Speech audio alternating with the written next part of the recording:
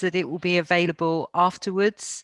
If you don't want to be on screen for the recording, you can obviously turn your camera off, but it is lovely for us to see everybody who's here. So good afternoon. So we're going to be having quite a packed session, but hopefully not too much information. So a little bit on government updates, which is primarily around furlough. Jo later on is going to be covering ACRE updates, so she'll be recapping over some of the rules around opening of businesses at that point. I'm going to mention really a reminder about the clinically extremely vulnerable group. We've also got some information to share with you about the EU settlement scheme, and we've got some information about the digital hotline that's run by the council, so we'll be giving that information out. All of the slides that we go through will be available, so you don't need to take notes on the slides, and any of the links that are on the slide, you'll just be able to click on them after the session to take you to the resource that you need. As I said, Jo is going to do an ACRE update for us, and we've also really lucky, we've got a guest speaker coming in about 12 o'clock, Martin Petrie, who's going to talk about some funding in Dorset. We'll just highlight the Dorset Council funding again, which we mentioned last week, but because it's a very short deadline, the 29th of November, it's worth us reiterating it again today. And then Jo will be doing a little roundup of funding. And again, all of those links will be available afterwards. Okay, so to begin. So this first slide, if it comes up, there we go, is the same slide from last week, if any of you were here, but I'm sharing it again because I feel that it's relevant to have the national restrictions information, the guidelines, which is where the government simplify the legislation to follow, and the link to the legislation. If you are going to be working at this time, it's very important that you know what the actual detail of the legislation is. Our slides from last week went through some of that in more simplified language and did explain it. So feel free to go back to our slides from last week if that would be useful for you. But the two links are still the same. So this slide is about furlough. So yesterday, the full guidance for making a claim went live on the gov.uk website. And if you look down the very bottom of this slide, you'll see a gov.uk link. And if you click on that, it will take you to the guidance around making a claim. So the scheme has been extended, as we know, which that happened just in between our presentation last week and this week, but the scheme has been extended until March of next year. I think that's recognition of how valuable it was for preventing redundancies, having the scheme running as long as it was running before. The hope is that people who have been made redundant after the 23rd of September will actually be able to be re-employed. So if you have had to make anybody redundant, that is an option that's open. If you yourself have been made redundant, do go back to your previous employer to see whether actually you would be eligible to go back onto the payroll as part of the furlough scheme. It's a new part of the scheme, and I think will be very welcomed for organisations that were running down until the end of October, with the hope of keeping staff and then making them redundant during this last month. You don't need to have claimed for it before. So this can be a brand new claim, so don't be put off if you haven't done the scheme before. Everybody who's gone through the claim process has said that actually it is very straightforward to do as long as you've got a PAYE number. You will be, unlike the previous beginning of the lot of furlough in March, you will be expected to contribute towards national insurance and the pension contribution for your employee. So that will be an expectation which you didn't have before, but it works out, I think, that for under sort of 5% of what that employee costs to the organisation. You can be fully flexible from full-time right down to part-time hours. People that are on zero contracts can also still be eligible for furlough. So that's the main points really to highlight. As I say, I really wanted to get across the redundancy one in case there are any employees that were currently going through redundancy, because I know there's been a lot of questions about that. We haven't had specific guidance around people who are extremely vulnerable to catching coronavirus and whether actually that would be a criteria for furlough. But ourselves and Citizens Advice, having gone through the legislation, think that that is probably the case. So we would recommend anybody where an employee contacts you to tell you that they're clinically extremely vulnerable and therefore shouldn't be coming into work and they can't work from home, go through the furlough scheme for them.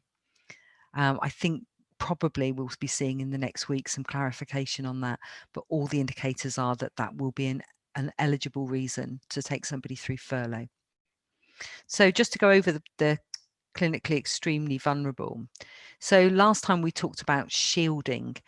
We got quite firm guidance from the government not to use the word shielding again, because the same support that was available in March for people who are shielding isn't going to be governmentally provided by the government this time. So we've avoided the word really, really cleverly and been very careful in how we describe people who should be staying at home, only to find that the government are using shielding in all their links. So I don't think we should be too afraid about using the word shielding. So the clinically extremely vulnerable are the much smaller group of people who have gone through things like organ transplantations, for example, or on serious immunosuppressant drugs, or have chronic severe COPD, so coronary pulmonary disease. So those particular people are being advised to stay at home as much as possible. So not to go to work from home if possible, but not to go out unless they have to. There is a lot of support put in place by Dorset voluntary sector to help people to be able to stay at home. And a lot of the small micro groups that were set up in response to COVID-19 back in March are still operational. So food parcels are still going out to families and vulnerable people who are unable to get out or who also may be suffering extreme poverty at this particular time, particularly food poverty. There's also support for shopping. There's support from all pharmacies to do deliveries of prescriptions. So there is a lot of support available. So if you are concerned about your health or the health of the people that you support, it's really important that they contact the council hotline or they contact the volunteer centre to see what support they're eligible for locally. But if they fall into the clinically extremely vulnerable group, they will be written to by their GP. And it's really important for these people to make sure that they register with the new online service. They'll get priority access for supermarket deliveries. They'll also make sure that all the address details for you are up to date. And they'll also be there as really a contact point in case times get difficult for you. So registering for that is really important because it's going to be a really key way as well for the government to be able to assess what support is needed. All you need is your NHS number, which you can find on a prescription, or you'll be able to find it on your letter when you receive it from your doctor. So at this moment in time, it's only people that are clinically extremely vulnerable that can register for this service, but we will let you know if it changes. And the link at the bottom for help from your local council takes you straight to the Dorset support. So I actually clicked when I didn't mean to. I'll just quickly go back. So the important advice here is obviously for anybody who's listening who falls into this group, these links are really useful, but it's actually really useful advice to make sure that you're passing out when you do your keeping in contact with your beneficiaries. Remember that early advice from March that we talked about, making sure that your beneficiaries are up to date and know what's going on.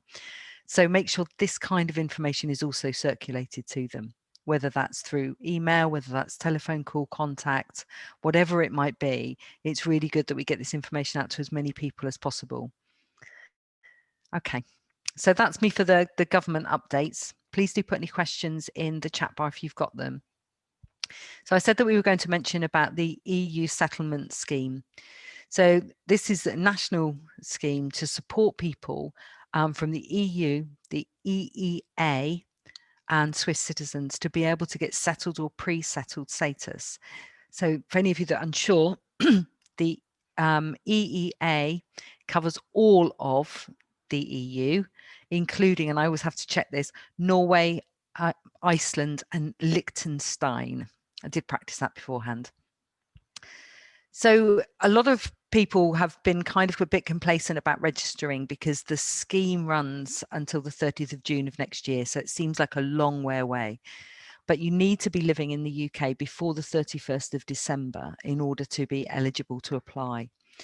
And that's a really important point that we need to get across to people, particularly at this time with coronavirus, where people may be returning home for a short period of time to perhaps see family members or go to other regions in order to support people during COVID-19. So we need to really emphasise to people that they've got to be able to show residency in the UK before the 31st of December to be eligible. And that's regardless of how long they've been living in the country. So they've got to be able to show that residency before that date. A very simple way to do it, of course, is to register as soon as possible your application for either pre-settled or settled status. The difference between the two, pre-settled is eligible for anybody from the EU, EEA and Swiss citizens who are currently living in the UK. And it doesn't matter how long they've been living in the UK, as long as it's at least a day before the 31st of December. Settled status is for the same group who have been living in this country for 5 years or more. So it is really important that we get the message out. That might be that you or the people sitting next to you or used to sit next to you and the people that you work with don't fall into these categories, but parts of your community probably do. And in Dorset, our numbers are running very, very low. So the take up of the settlement scheme has been really poor. And I think that's probably true of a lot of rural counties. Because you haven't got that same sort of conurbation buzz amongst EU citizens talking about it and, oh, I've just done it. And so lots of that, which encourages people to do it. Communities tend to be a little bit more isolated in rural counties like Dorset. So it kind of falls on us as British citizens to make sure that we are promoting this scheme as widely as possible so that people know about it. So printing off this slide to put onto your notice boards would be really useful, or sharing it in an email and asking other people to share it. And what we've done is we've in collaboration with Dorset Council, we've really put all the advice on here that will help people to understand their status. And most probably importantly, is there an email, there's an email address, euss.advice@citizensadvicebcp.org.uk. And that email will actually take somebody through directly for support. So if somebody's really struggling to understand what settled status means, this can be really, really helpful. So thank you for that, sharing that. So I mentioned about the digital hotline. So the council are running a digital hotline, which is really complementing the digital champion service, which is very difficult to run, particularly during lockdown, to get people out to work one-to-one to support people with their IT difficulties, be that connectivity to the internet, be it about actually having a device in order to be able to access, be it the funds needed or the actual skills to be able to use the technology that you've got in front of you. So the hotline has become really well used, and it's really important that residents know about it as much as possible, particularly those who are digitally excluded and particularly those who are digitally excluded and don't want to be digitally excluded. They want to be part of the digital world, but they're finding it very difficult to join in. For those people who don't want to be part of the digital world, we'll always need to find alternatives for them, paper-based, telephone calls, face-to-face, whatever it might be. But the people that we really need to make sure we're supporting are those that are desperate to be part of the digital world. And we've got to be aware of that digital exclusion that is cutting a lot of people out of support that they may need. And the digital hotline is on the next slide. These are JPEG images, so you can share them. We'll make sure that these are shared just as PowerPoint rather than PDFs. So you can lift these images off if you want to use them on your website, a newsletter, or whatever might be useful. I'll also include a poster as well that's been supplied to us, so that will be available on our website as well. Oh, stop sharing. Okay, so that's a bit of a whistle-stop tour through some of the top information. I'm going to hand you over now to Joe, who's going to go through the ACRE update. Thank you, Joe.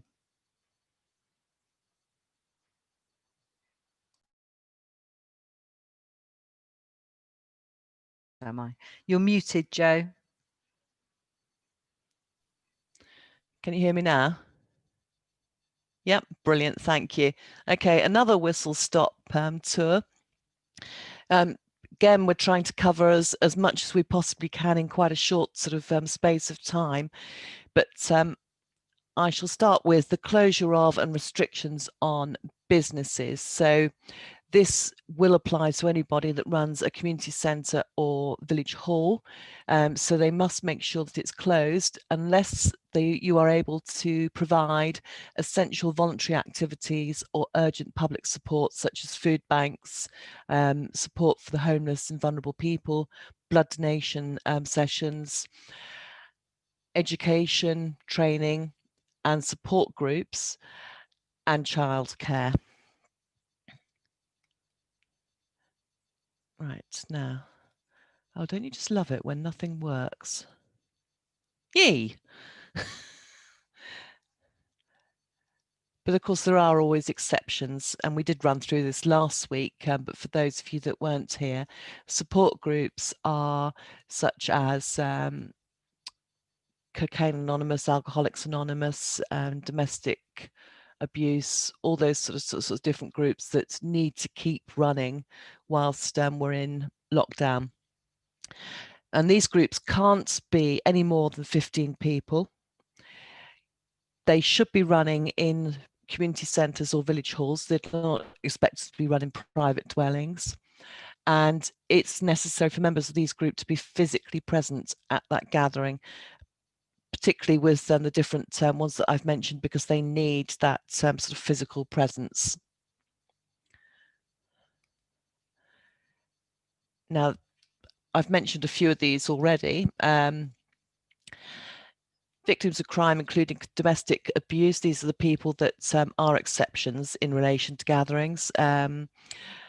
People like Alcoholics Anonymous, new parents, people that are carers and or have long-term illnesses, people that are facing issues related to their sexuality or identity, people that have suffered bereavements, and vulnerable young people.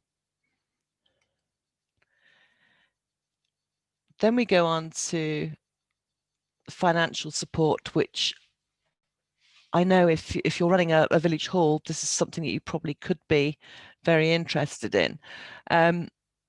So will community buildings exclude themselves from financial support if they stay open to allow essential services? This question could raise a number of different experiences and views, as the local restrictions support grant and additional restrictions grants are going to be heavily delegated to local authorities. Now, you probably haven't heard about these yet, but they are coming. But unfortunately, at the moment, there is considerable confusion within local government as well as government departments. Many in local government are waiting for clearer guidance about what is up to date for the current national lockdown, rather than the minor adaptations that were given elsewhere in the country for tier 2 and tier 3. The point about being partially and so unviable open is key. So even if you're partially open, you're probably not getting the same sort of income that you would have been if you had been fully open. So the local restriction support grant, when it appears, seems to be aimed at the same group that fell into the Retail, Hospitality and Leisure Fund early in the year. The additional restrictions grant is a discretionary fund for businesses, and local authorities will contact the ratepayer when they have all the information available.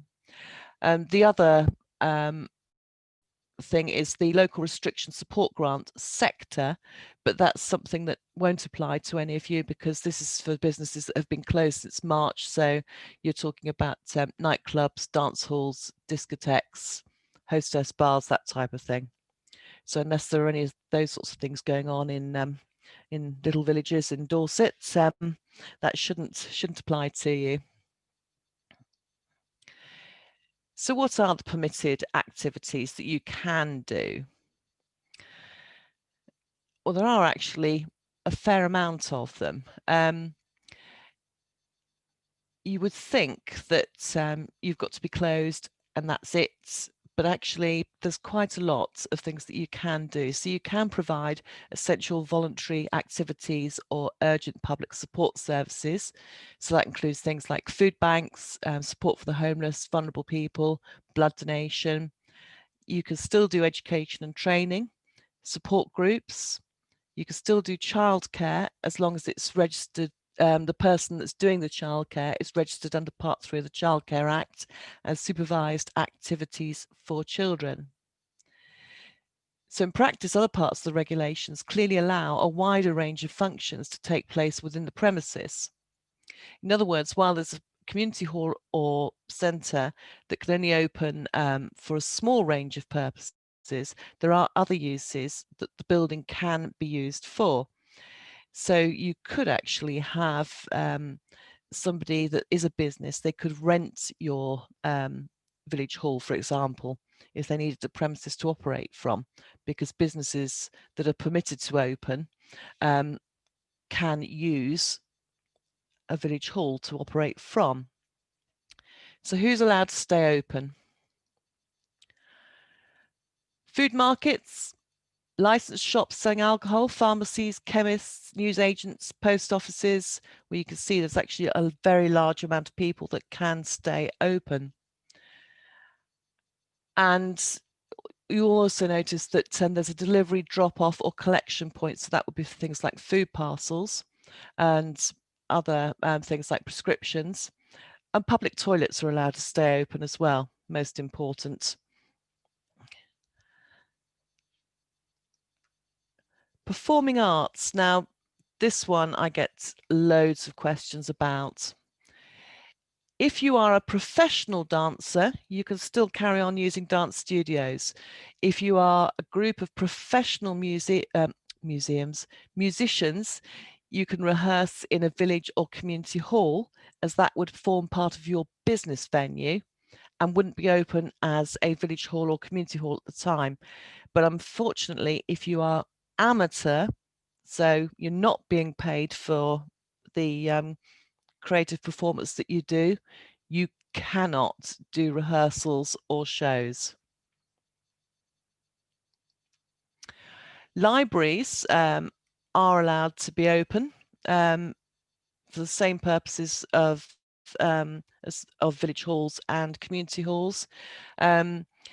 They're also allowed to provide IT facilities for those people that can't access that type of thing. Bearing in mind the difficulty of broadband and Wi-Fi connectivity in certain rural areas and the government's emphasis on encouraging people to use the internet for social, mental health support, as well as business and retail activity, the provision of IT facilities should be permitted under the exemption as an urgent public support service. So you saw from Paula's slide earlier that there is the digital hotline. The two work very well together, so that if you are able to go to a library or a village hall that has a library within it or has an IT suite, you can also be helped by the digital hotline. Childcare activities. I've just put these two links up here. Basically, early years and childcare providers, education and childcare has to be fully open to all, and this is carried out through the exemptions for village and community halls to remain open, and the guidance for out of school settings, so that preschools and supervised before and after school activities will be able to stay open while providing childcare, to make it easier for parents and guardians to work, search for work, attend training or education. Now, the difficulty arises over organised music, dance and sports activities that take place after school, which is not clearly held out as childcare, but in practice often does end up serving as childcare for a number of children, because it extends the working day for carers, and particularly in rural areas where there isn't any after school care.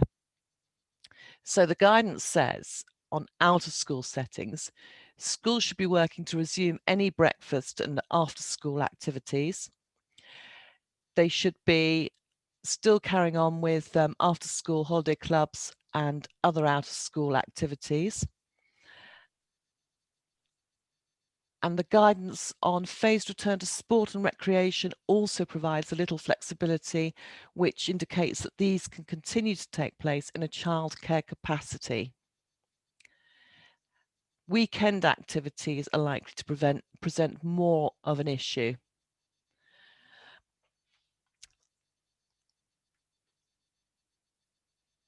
Oops. Okay, so sport, exercise, playground, and outdoor gyms. No exercise can be done indoors in groups.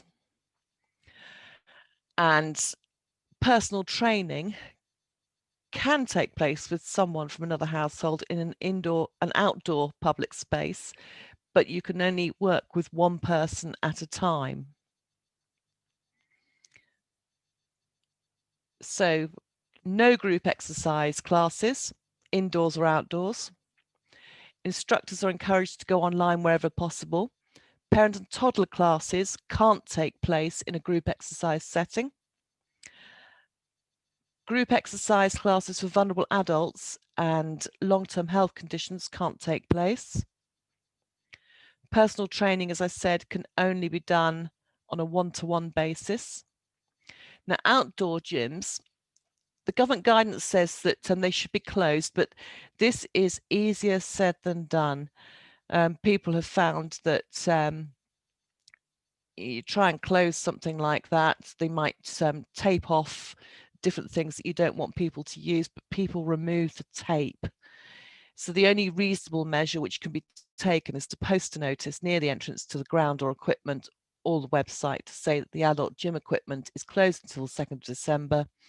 And if you take a photograph of the fact that you've put the post up there with the poster on it, just to prove that you've done that, so that if that post gets removed, you can say, well, yes, we did put it there. It also, I think, when you stop to think about it, the adult gym equipment has actually got a significantly lower risk than children's play equipment, because adults do tend to observe hand hygiene better, and it should be treated the same as stars and gates on public footpaths, which are open. So closure really is impractical, inconsistent, and unenforceable. So the one thing I would say to you is, if you do choose to close your outdoor gyms, make sure that you put a post up somewhere to say that they are closed, take a photograph of it to prove that you've done it, and short of standing by your outdoor gym, to be able to enforce it, realistically, people are still going to use it. Voluntary activity training and education. Going back to the fact that there are some groups that can still open, you have to remember that if you are meeting in larger groups, this isn't to socialise. This is to do things such as voluntary or charitable services. You can still leave home to fulfil a legal duty. So examples where this would apply would be for several hall trustees to attend a trustee meeting, and they might need to use the hall IT facilities to have the trustee meeting, because they might not have the IT facilities at home, and so for parish councillors. Permitted voluntary services actually include preparation of lunches or coffee and cake, but this is for delivery to people who would normally attend a luncheon club or coffee morning and are now isolated. So you can do your preparation of lunches and coffee and cake, but you wouldn't actually have anyone in the hall while you're doing that, because you would be delivering to those people that are now isolated. You could host an online fundraising quiz using the hall's IT facilities, but again, the people that would be taking part will be online, so it would only be you that's using the IT facilities. You can leave home for educational training. It has to be formal provision rather than extracurricular classes such as music and drama tuition. So your education and training would be relating to vocational skills or other qualifications that will help you access employment.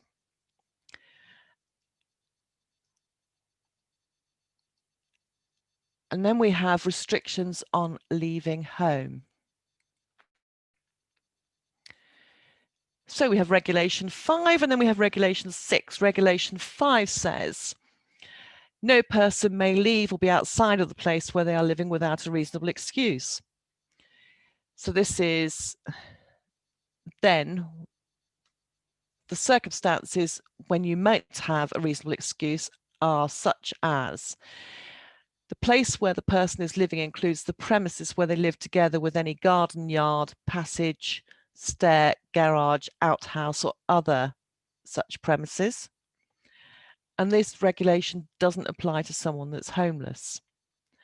The exceptions, which are relevant to a village hall, are to access services provided by voluntary or charitable services such as food banks, to access critical public services, so it might be that you want to donate blood, it might be that you are needing to attend a support group meeting, which of course must be less than 15 people. It may be that you have, let's have a look. You may be providing mutual aid, therapy, or other forms of support to the members. So it may be that you are providing support for victims of crime, including domestic abuse, for those people with or recovering from addictions. So that's things like alcohol, narcotics, or addictive patterns of behavior such as gambling. New parents, carers that are caring for people with long-term illnesses or terminal conditions, or they're caring for people that are very vulnerable. For those people that are facing issues relating to their sexuality or identity, so that's people that are living as lesbian, gay, bisexual, or transgender.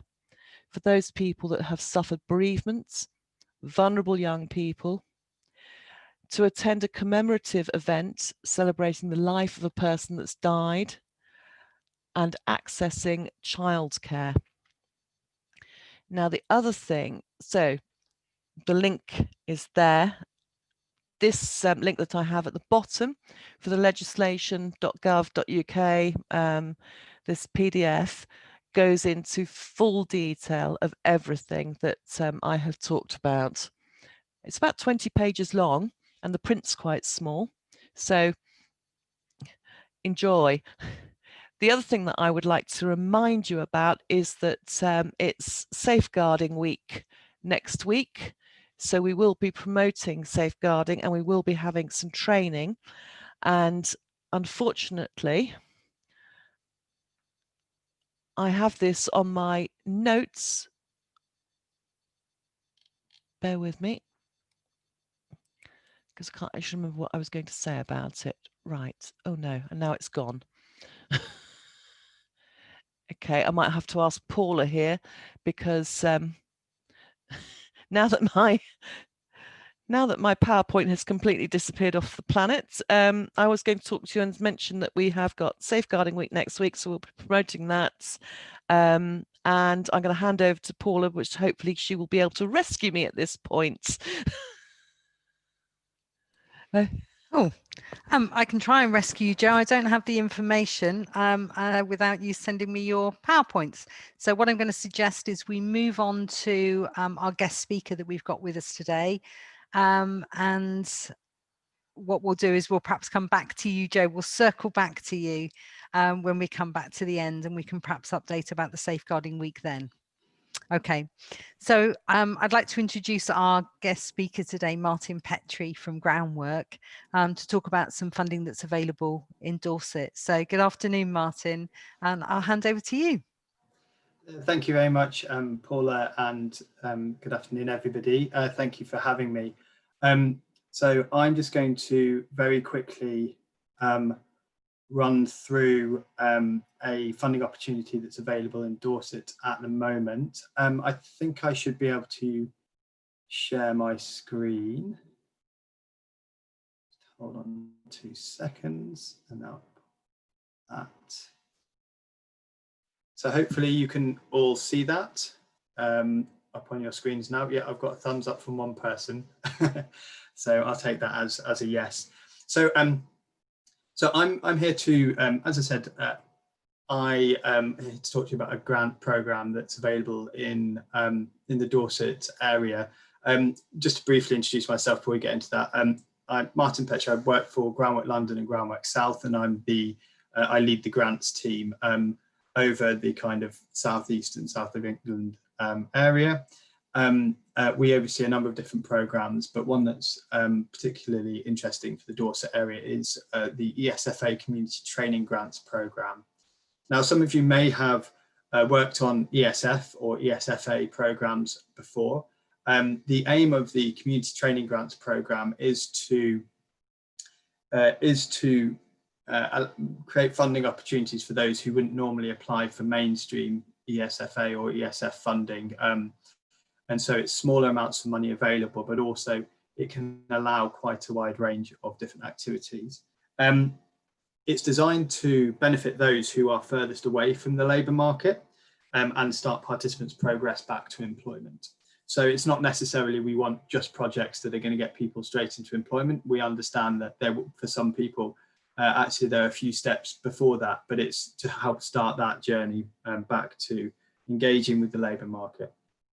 It looks to fund programmes that provide learning activities to try and meet the sort of three aims that are up on the slide at the moment. So it's supporting participants to go into education, to go into training, or to go into employment in some cases as well. In addition to formal training that you might sort of recognise as job readiness training or employment training, there are also activities we can fund which have softer benefits such as work readiness, confidence, or even things like anger management that for some can be a barrier for them engaging with the labour market. Just to say briefly that the programme is jointly funded by the European Social Fund and the Education and Skills Funding Agency. What can you apply for? There are grants available between £5,000 and £20,000 available per project, and we do have a sort of max. We call it the average cost, but actually it's more of a maximum unless there are overriding reasons. So you can have up to just over £1,200 per participant for Dorset. And the reason we have that is that there are compliance requirements in there. So there is quite a generous allowance for working through those compliance and participant forms. Where can the projects take place? We actually are supporting the ESFA community training grants across a number of different LEP, or in London it's referred to as the LEAP areas. So London North and East, Thames Valley, Berkshire, and Dorset, which is what is of interest to you guys.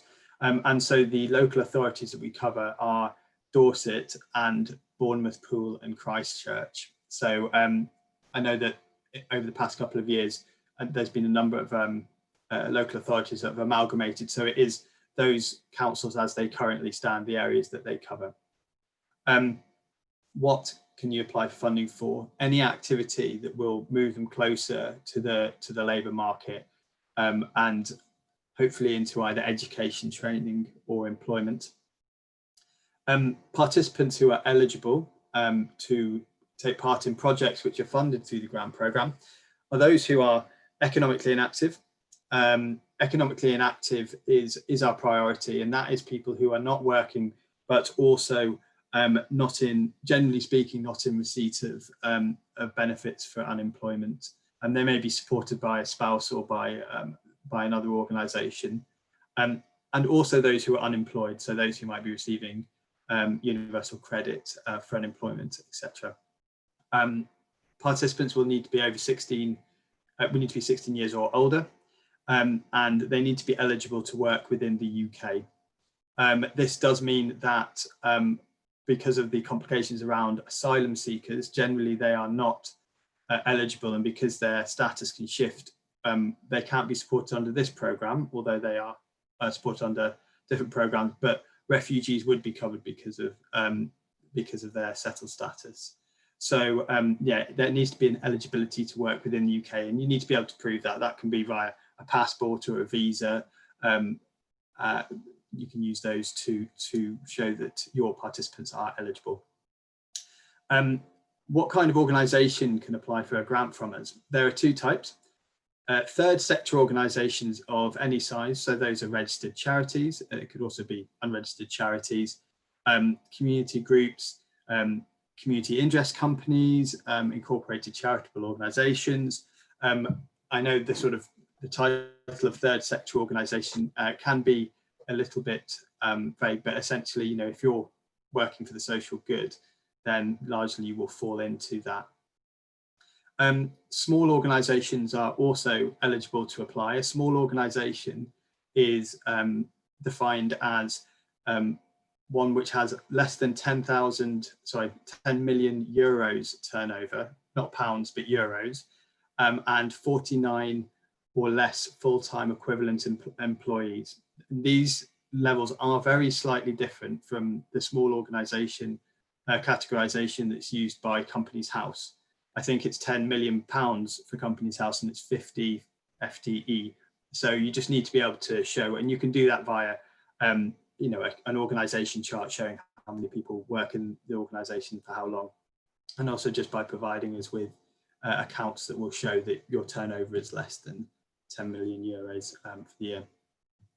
And it does have additional aims, which is ensuring that funding is accessed by grassroots and smaller organisations whose size means they might not normally access mainstream ESF or European fundings. So what we're looking to is to get to work with those organisations that, you know, are the trusted organisation for people who may feel that larger institutions, councils, etc., are not for them and haven't helped them in the past, but there's a trust that's built up with local sort of organisations who are at the coalface. We do have some priority groups for this funding stream. So the four key ones which go across all of our LEP areas are the ones on the left-hand side, sorry. So those who are over 50 years of age, those with disabilities, ethnic minorities, and women. On top of that, for Dorset, we do have some additional priority groups.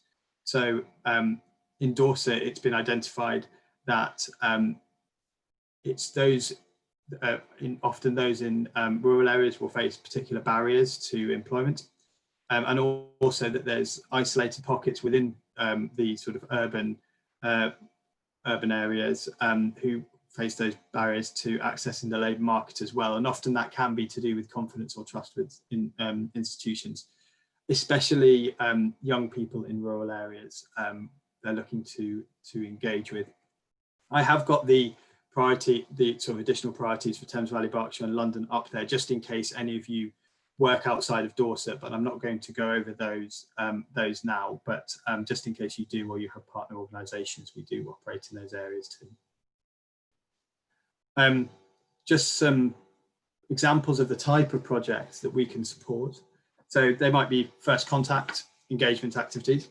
So they're activities that benefit participants not normally in contact with official organisations, and I've alluded to that previously. Projects which are about improving confidence, motivation, social integration. So this may be using things like sports, gardening, music, art, and other creative activities to improve people's confidence. You know, we recognise that for some people, it's not just as easy as walking into a job readiness course. Actually, there's an element of confidence building that needs to, or motivation building that needs to happen prior to being able to feel like they can go into and undertake a course like that. You might be looking to develop local networks and groups to support people to access to jobs or learning. So for example, job clubs, learning champion type activity. Also soft skills development like assertiveness, anger management and motivation. Might be that you have some sort of soft training that you'd like to do. And also we're looking to see innovative approaches to attract underrepresented participant groups into learning. So if there's a particular demographic that you want to work with and you see why they are underrepresented potentially in particular areas of learning or work, trying to work with them to overcome those barriers. So they may be cultural barriers, they may be linguistic barriers, or they may be a whole range of other barriers. But we're really keen to see innovative approaches, and we have seen that with organisations that we have worked with. Some sort of specific live project examples are up on the slide now. So we've had a project which is called a Child Workforce Taster Courses. So the idea of this is to give people the chance to work in a kind of childcare scenario of slightly different types. So it's providing training and routes into childcare roles. It's particularly for lone parents, and it includes recruitment, English, maths, and accreditations to carry out that work.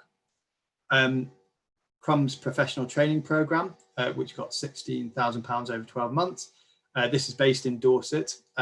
So Crumb's professional training works with adults with disabilities to develop skills in hospitality, and it offers practical training opportunities to build experience, which will hopefully put them in good stead to get successful employment and to stay in employment as well. And then we have Hear Me Out, which is assisting those who are deaf or hard of hearing into employment. And this is all kinds of assistance, including phone calls, BSL, which is British Sign Language translation, and ensuring proper arrangements are made in role, and helping participants to access funding for that where possible.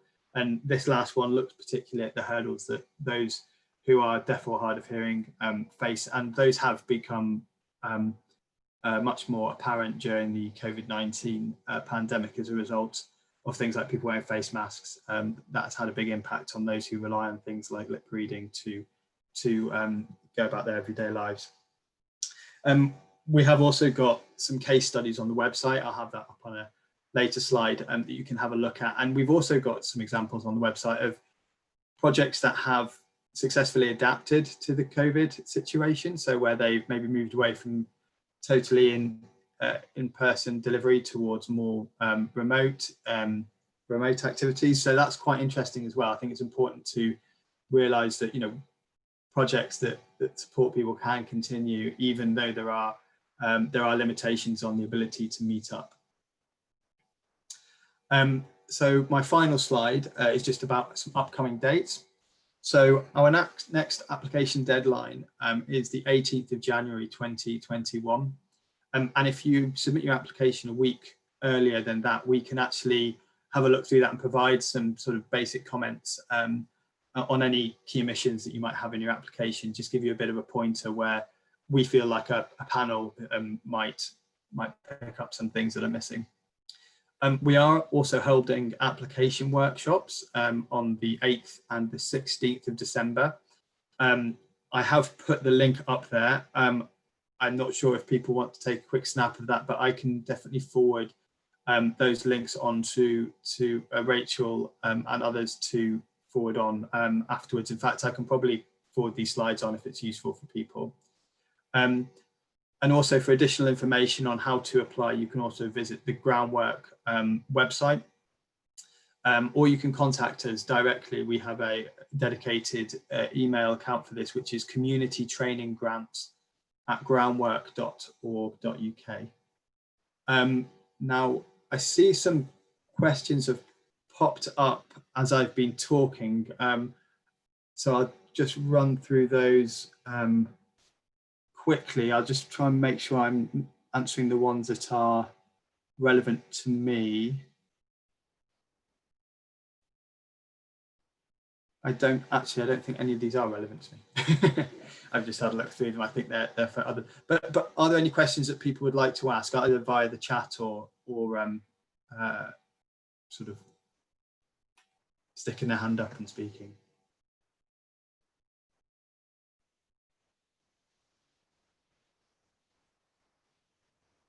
No? Okay, no problem. Well, thank you very much for having me and inviting me, Paula, and Rachel. Thank you, and Martin. everybody else. Thank you. That was really useful. And if you're able to share the slides with us, we can make those available on our website for anybody who wants to go back and check anything. If people do find they've got questions, please do send them through to us through our usual inquiries, and we can make sure that they're passed on to Martin or go direct through their contacts. Thank you. Thank you very much. And yeah, just to reiterate, we are very keen to answer questions or ideas, project ideas. You know, we're here to help anybody who's got an idea bring it to fruition. So really, don't be shy about asking. You know, we're here to help. Lovely, thank you. Right. So more slides to send through. So I'm just going to put through a quick reminder of the Dorset Council's Organisational Revenue Support Fund. So the reason we're kind of plugging this quite hard, and we will be talking about it at the network event next Wednesday, is because it closes on the 29th of November. It's a significant fund because it will actually provide revenue over an extended period, 1 to 3 years for groups. So it's really quite helpful. And also it is a revenue support. So it is helping you towards your rent, your rates, utilities, insurance, workforce training, volunteer expenses. So this is not about having to develop a project. This is about the core business of what you do. But the requirements are quite tough. And that's the reason why you need to be looking at it now and not leaving it too long. So you need to be able to demonstrate that you have an impact, that you collect data in order to be able to demonstrate that impact. They've lightened up a little bit on the environmental impact because they're aware that a lot of groups have started looking at this, but have not followed it through because of COVID-19. So what they're really wanting is for you to be able to show how you're working towards this. So there's a little bit of easing there if you don't currently have an environmental impact policy. So the main areas that they want you to demonstrate your focus, it's obviously around the Dorset Council's corporate priorities, and very important that you demonstrate how you fit into those, because this is obviously council money that's being spent. They also take into account protected characteristics, so that's any of those that are mentioned within the Equality Act. People who are rurally isolated, low incomes, single parents. So all of the other ones on the list, those are particular ones that they're interested in supporting groups who support people who support those issues. So what they will need from you are 2 years worth of accounts. So this is not suitable funding for any group that doesn't have 2 years full accounts. They will need a business plan, and that needs to take you up to 2024. Now, obviously, it doesn't need to be as detailed as you move towards 2024, but what they should be able to see is over the next 2 years, very clearly what you're going to do. A strong track record of your own fundraising or income generation. So you need to show how you have been sustainable over the last 2 years. And they're going to need to see particular policies. Now, we are running training next Wednesday, no, not next Wednesday, sorry, the Wednesday after, on policies and procedures. So do look at that either on our website or through Eventbrite. And it will be, of course, in our newsletter and our e-alert that goes out. So please do look out for that training if any of these could be of use to you. Now, obviously, that's quite close to the deadline. But hopefully it might answer any last minute questions that you've got. Otherwise, do contact us. There are some additional requirements that are around voluntary sector groups that are applying for the fund. And really, as you can see, it's very clearly around how you're addressing the needs of the most vulnerable. So it should fit into that first bit about the criteria for who you're helping. So you should be able to demonstrate this by demonstrating who you help. Very important, the things that they won't fund. So it's not a capital fund. So it won't buy equipment, or it won't look at the maintenance of your building or refurbishment. It is revenue. So it is looking at your overhead costs rather than actual capital costs. And then very importantly, how to apply. All of the guidance is on that page. It is an online application. But it is quite nicely set up, and you can now on the website get a Word copy of the online form so that you can see the questions that are coming up, so that you can actually prepare and work out your answers before you go onto the form. And more information is available from the following links. So this slightly amended slide set will also be available on our website, so that you'll be able to go back and click on any of the links in order to be able to find out more information. Okay, I'm going to stop sharing. So Joe's going to give just a little introduction to the slides that we're going to be sharing on our website. And this information will also go out to all our members through the funding alert. If you're not a member of DCA, please do look at our members page on our website to find out more information. So these funds, we're not going to talk about them in detail now, but what Joe's going to just do is highlight any that are due to end very soon. And as I say, all of these will be available on the slides on our website. I'll hand over to you, Joe.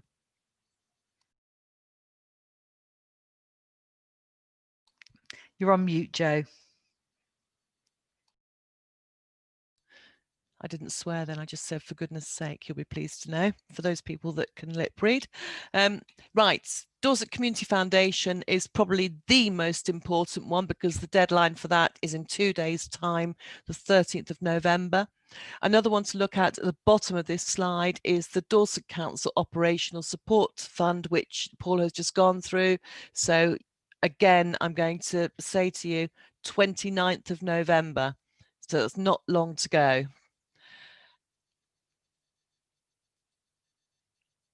On here, we've already talked about the Comic Relief Fund.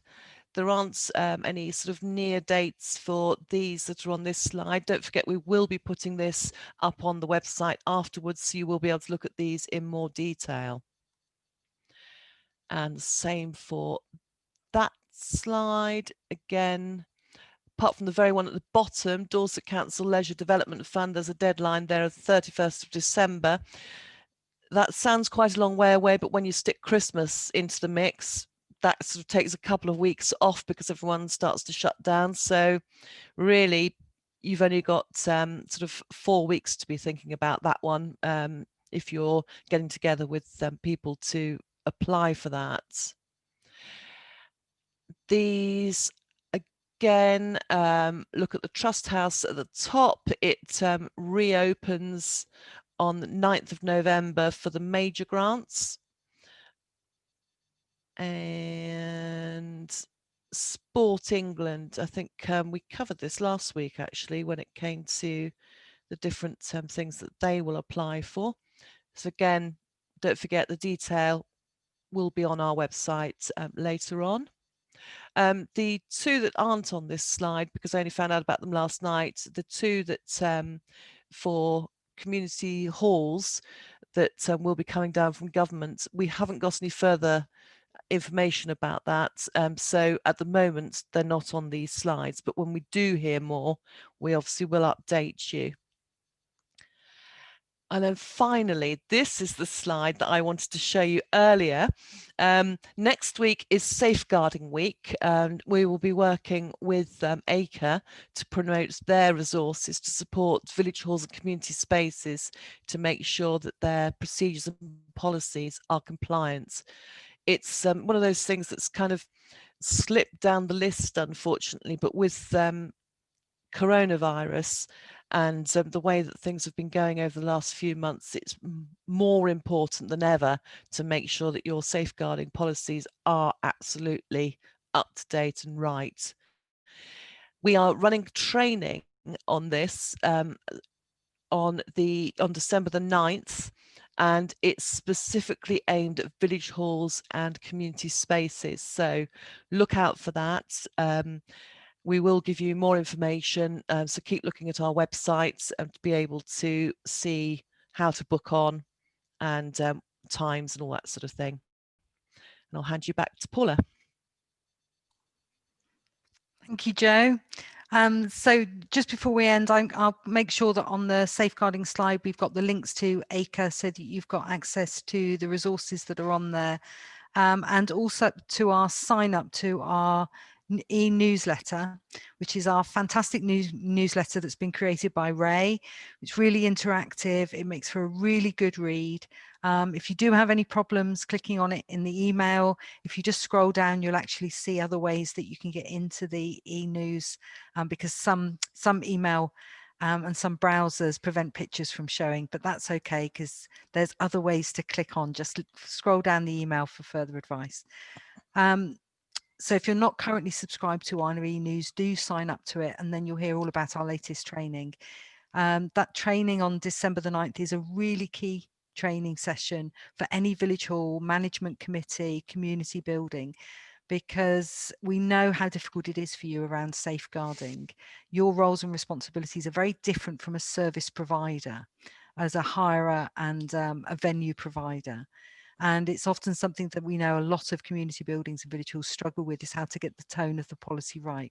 So this training has been written especially and particularly for you, and it is free, and it will be available on the 9th of December. And we'll get information out to you as soon as we can on that. Thank you for today. A special thanks to Martin for his presentation, and also for Ian Wells, who isn't able to join us today, but we have got his presentation, which we were able to share from Dorset Council. Thank you as always. Stay in touch, and we look forward to seeing you very soon. Thank you.